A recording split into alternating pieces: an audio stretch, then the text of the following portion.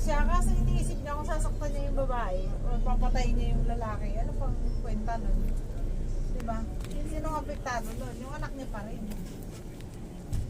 Ano mangyayari? Pag inulit niya pa yun, wala na talaga chance. Napakawalan Wala eh. Alam nga naman na magalit kami or wala naman kami doon sa sitwasyon. Nasa amin lang eh, pangaral ang magagawa namin. Kaya nga. Kasi tinanggap niya eh. Dapat pag sinabi mo na ano, pag inulit pa yan, Iba na. wala na talaga. Wala na.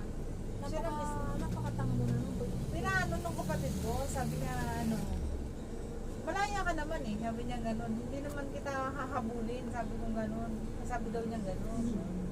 Kaya lang ayaw din naman ng babae bitawan ng kapatid ko. Binigyan siya ng chance.